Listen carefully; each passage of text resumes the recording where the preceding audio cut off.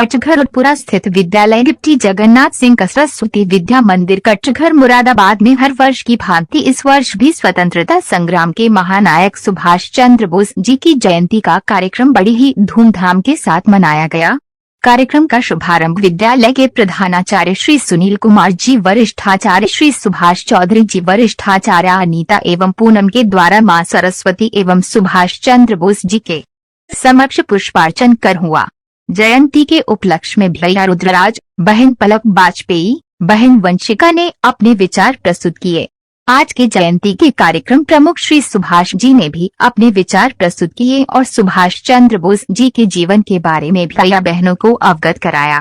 कार्यक्रम के अंत में विद्यालय के प्रधानाचार्य ने समस्त भैया बहनों एवं गुरुजनों का मार्गदर्शन किया और नेताजी के जीवन से प्रेरणा लेने के लिए आह्वान किया। कार्यक्रम का संचालन नीता ने किया। आज इस कार्यक्रम की कुछ विशेषता देख रहे होंगे, कोई भैया बता सकते हैं क्या? आज कार्यक्रम में विशेष क्या है? बताओ कोई बड़े भैया, ध्यान नहीं दिया। आज हर कार्यक्रम में अधिकांश बहनें भाग लेती है, लेकिन आज के कार्यक्रम में कक्षा 6 के भैया भी बोले, 5 के भैया भी बोले, बहनों की संख्या कम है। फिर आज विशेषता है, उन्होंने भाग लिया। कई बच्चे पहली बार बोले, पहली बार बोलने से यहाँ माइक पर आकर के भय लगता, मुझे भय लगता था और वो भय खत्म हुआ। आदरणीय प्रधानाचार्य जी ने मुझे वहाँ पुलिस क्षेत्र तक पहुँचा दिया। अब मैं माइक को पकड़ लेता हूँ, मुझे डर नहीं है। आज मैं छोटे छोटे बच्चों को देख रहा, भैया बहनों को देख रहा, तो जो पहली बार बोले थोड़ा संकोच करते हैं, बार बार बोलेंगे तो अभ्यास हो जाएगा। और कई बहुत अच्छी जानकारी बच्चों ने दी सुभाष चंद्र बोस के बारे में। हिटलर जैसे व्यक्ति से वो सुभाष चंद्र बोस मिले और देश के लिए उन्होंने सहयोग मांगा। हिटलर ने उनका सहयोग दिया, विमान उनको दिया और वो हिटलर ऐसा क्रूर था कि एक बहुत बड़े हॉल में शीशे का मकान, उसमें वो जो कैदी थे उनको बंद कर देता था, जहरीली गैस छोड़ता था और वो दृश्य अपनी आंखों से देखता था और जो बाकी कैदी थे उनको भी दिखाता था। ऐसा भय का वातावरण उठता था। लेकिन सुभाष चंद्र बोस ने उनसे कहा कि मुझे तुम ये जो कैदी है बेकार वाले जो जेल में सड़ रहे हैं, इनको तुम यातना देते हैं, मुझे वो कैदी दे दो।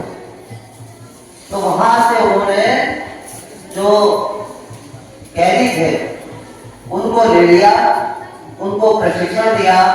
कैदियों ने सोचा यहाँ तो बनना ही है हिटलर की जेल में, इससे अच्छा किसी पुण्य काम में बने। तो आजाद हिंद सेना के लिए 50,000 जवान उन्होंने किस प्रकार से एकत्रित। लोग सुभाष चंद्र बोस का सहयोग करते तो हम उनके मदद मांगने के लिए उनके द्वार पहुंचे। तभी जब वो हिटलर के द्वार पहुंचते तभी वहां से एक व्यक्ति सीढ़ियों पे से उतरता हुआ आता है और कहता है मेरा नाम हिटलर है, मैं बताइए आपको क्या काम है? सुभाष चंद्र बोस कहते हैं मेरा नाम सुभाष चंद्र बोस है, मैं भारत से आपसे मदद मांगने आया हूँ, पर लेकिन आप वह व्यक्ति नहीं हो जिसको मैं जानता हूँ। वह व्यक्ति अंदर जाता है, उसके जैसा ही दूसरा व्यक्ति आता है, वो कहता है मेरा नाम हिटलर है, बताइए आपको मुझसे क्या काम है? वो कहते हैं कि वो आप व्यक्ति नहीं हो, मेरा नाम सुभाष चंद्र बोस है। फिर ऐसे करते करते 4-5 व्यक्ति आते हैं, फिर वापस जाते हैं। बाद में हिटलर स्वयं उत्तर आते हैं, कहते हैं बताइए क्या काम था आपको? तभी सुभाष चंद्र बोस अपने स्थान से खड़े होते हैं और कहते हैं कि मेरा नाम सुभाष चंद्र बोस है, मैं भारत की आजादी के लिए मदद मांगने के लिए आपके यहाँ आया हूँ। वो हिटलर कहता है ये तुमने पहचान है? वो पूछते हैं कि आपने कैसे पहचाना? वो कहते हैं मैं आपसे भारत से मदद मांगने आया हूँ। आप में थोड़ा सा तो गवर्नमेंट नहीं है, आप बातें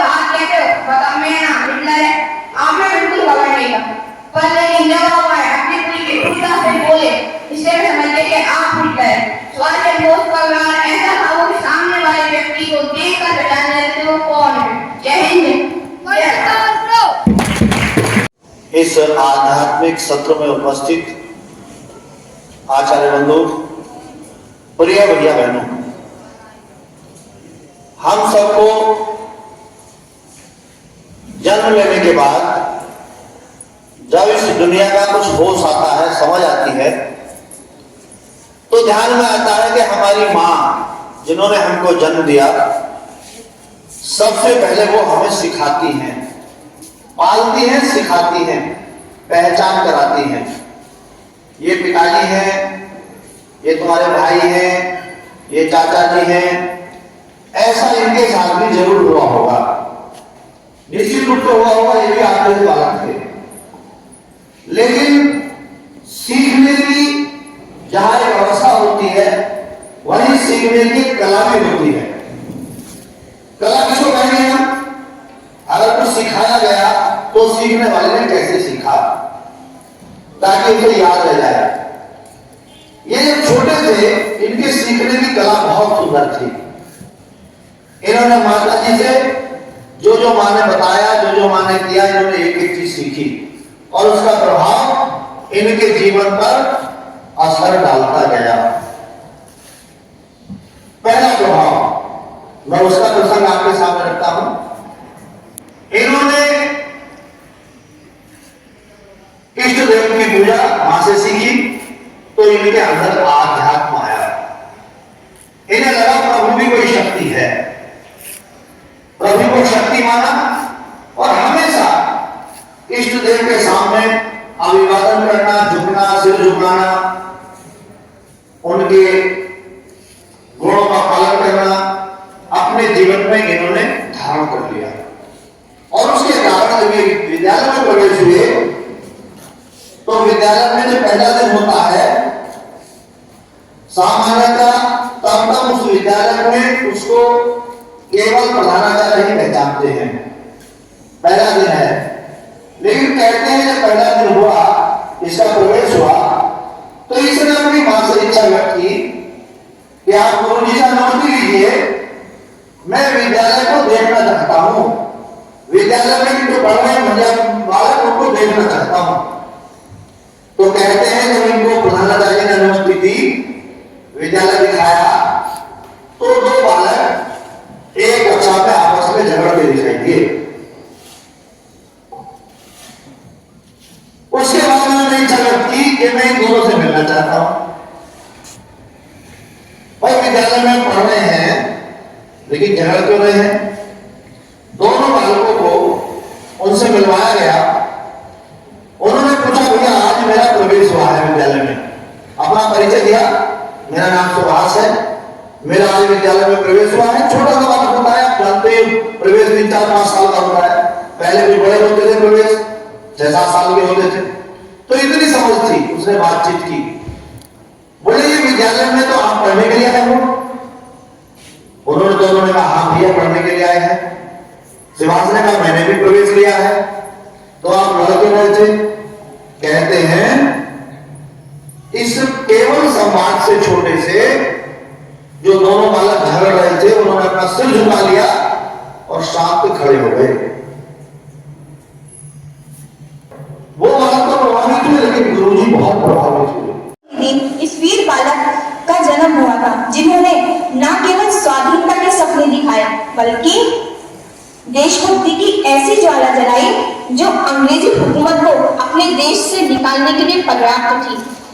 आज के ही दिन उड़ीसा के बंगाल डिवीजन में 23 जनवरी सन 1897 को वीर बालक सुभाष चंद्र बोस, जिन्हें हम नेताजी के नाम से भी जानते हैं, का जन्म हुआ था।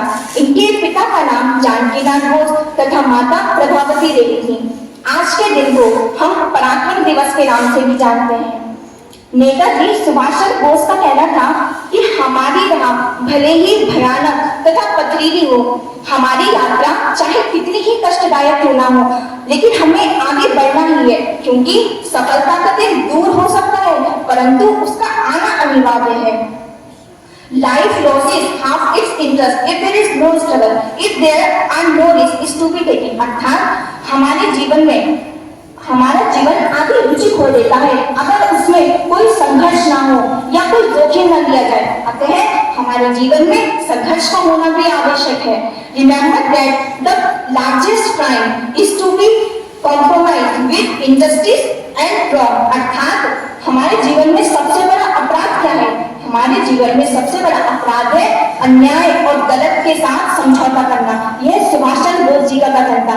इसी के साथ मैं अपनी वाणी को विराम देना चाहूंगी। जय हिंद, जय भारत।